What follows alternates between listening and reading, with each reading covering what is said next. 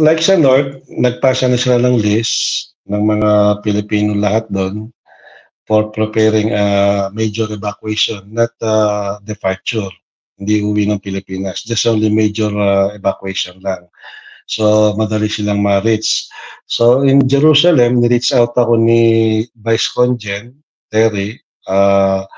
He directly me to do the things, same things na kumuha ng mga impormasyon sa mga Pilipino dito. So upon receiving that direct order, ay ni-reach out ko na yung iba't ibang mga organisasyon dito at iba-ibang mga kakilala to make a list.